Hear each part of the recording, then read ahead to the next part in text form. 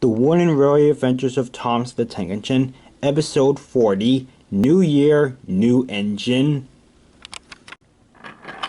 It was now 2016 on the island of Sodor, and all the engines were very busy with the beginning of the new year. I'm sorry to say that the extra work was causing a lot of trouble for some of the engines. Oh my grease and oil, I wasn't expecting this hill. Oh, what's that?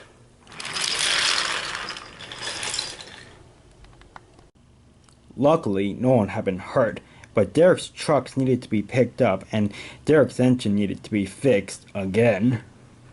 Percy was at Cgiben station collecting the mail when Thomas arrived with your topham hat on board. Hey Percy, did you hear about what happened to Derek? Asked Thomas. Yes, the whole island knows, said Percy. Alright, thanks for the lift, Thomas, says Tom Hat. Off you go back to work, and Thomas puffed away. Sir, said Percy, what will you do now that Derek's at the works? Well, I will most definitely have to get another engine, says Tom Hat. Thomas will take care of Derek's jobs, and the new engine will work on his branch line. Okay, said Percy. Sir Topham Hatt ran inside the station and Percy puffed away to deliver the mail. That afternoon, Percy brought his mail coach to Navard Station to deliver the last of the mail. As the station master unloaded the mail, Percy heard Duck talking to an engine whose voice he didn't recognize. Excuse me, can you tell me where Navard is? This is Navard. Where are you from? Oh, I'm from the Great Northern Railway. Percy uncoupled from his mail cart and went over to see what the new engine looked like. Percy pulled into a siding in the yard where he could get a good look at the new engine. When he saw it, he was quite surprised. The new engine had 6 small wheels, a short stumpy funnel, a short stumpy boiler, and a short stumpy dome. The engine nearly resembled Thomas. And that's why I always wanted to come here. Oh, hello there. My name's Ryan. What's yours? Oh, my name's Percy, said Percy.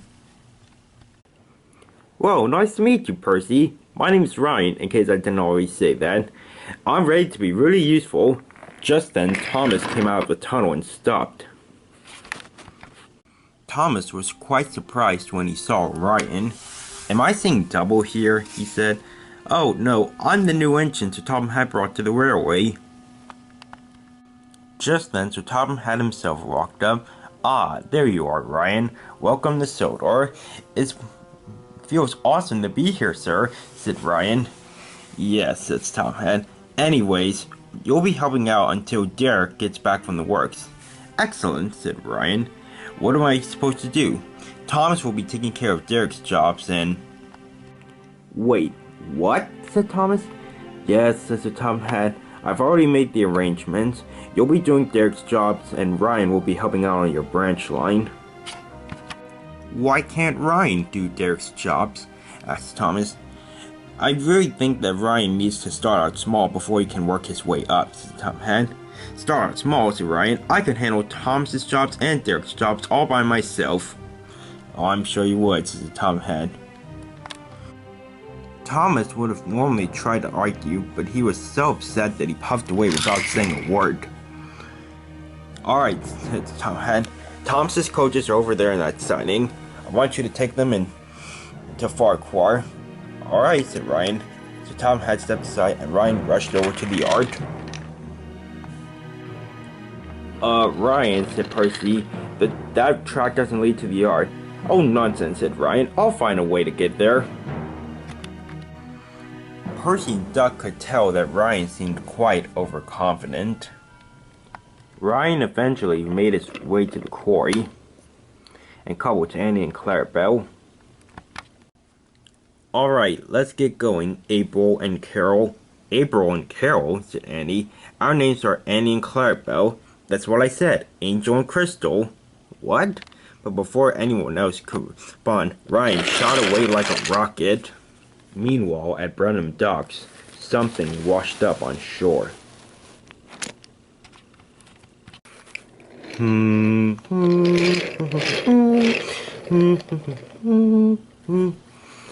Oh, what do you know? Soon Sir Topham had arrived at the docks. So you say they just washed up on the shore here? Said Sir Topham. Yes, I saw them here when I arrived, said Spankin. What are they supposed to be again? Said Topham. They were two of the diesels that helped Diesel 10 take over Sodor. Their names were Jason and Jordan. If I remember correctly, they were last at the search and rescue center guarding some of the engines and the rescue vehicles when the boss came down the line and knocked them into the sea, but nobody saw them after that. Subhead. Well, what do you think we should do with them? I don't think I have a good answer for that, sir, says Spankin. If anything involves working or doing something with the diesels that I was once friends with and worked with, I don't want any part in that. Okay then, Tomhead. I guess I'll have to figure this one out myself. Just then Ryan rushed by. Look at how fast I am, he shouted. The days passed and Thomas did Derek's jobs. He found it very tiring and overwhelming, and he wished he would get back to work on his branch line soon. Ryan, on the other hand, was handling all of Thomas's jobs with ease. He was enjoying it so much that he began to wish that Derek wouldn't be coming back from the works. That way he could stay and continue to work on Thomas's branch line. One day, Spankin arrived to collect a train to take to the airport. Thomas was sitting in a siding, feeling very glum. Hey Thomas, why so blue? Really, seriously though, why are you feeling so sad? Well, Sir Topham had brought a new engine to film for Derek, as you may know, and well, he's practically taken over my branch line. Yeah, he's quite overconfident, to say the least, says Spankin. I was at the dock the other day and he went racing by saying, "Look at how fast I am." Well, listen, if I see him later today, I'll try to have a talk with him, says Spankin, and he rolled away. Spankin soon found Ryan at the airport, dropping off passengers for Jeremy.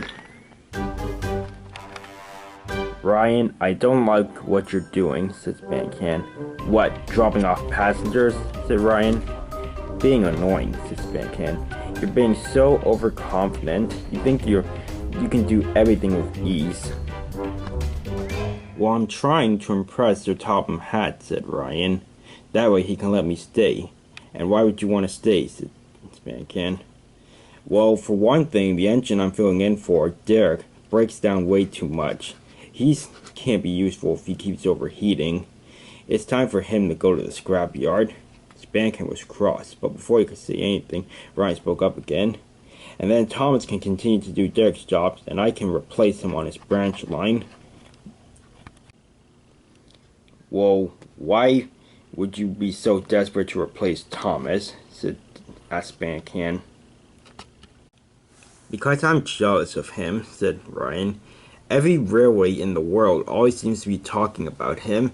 Hey, Thomas does this, Thomas does that. Thomas proves what a very useful engine he is, yada yada yada. He thinks he's so special. Look, they even have a gold statue of him over there. He thinks he's number one just because he is number one. Well, I'll have you know that on the Great Northern Railway, higher numbers mean higher ratings.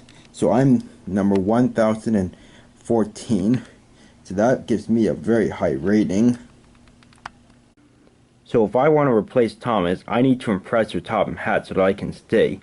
And then I can keep working on Thomas's branch line and leave him to do all the dirty goods work. Spankin sighed. Ryan, I might not know a whole lot, but I do know one thing. Everyone is equal.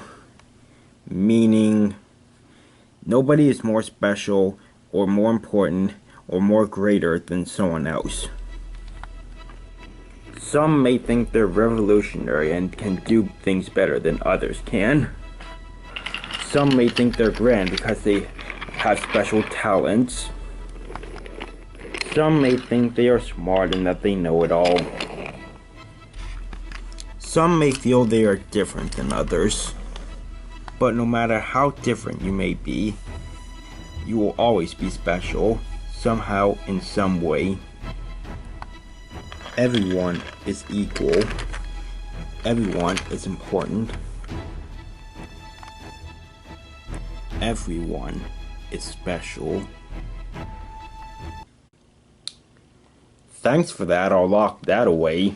Now, if you'll excuse me, I have to go be productive and pull another train. That's what useful engines do, and I'm really useful. Spancan sighed once again. Never mind, Spancan, you tried, said Jeremy. And he took off into the sky.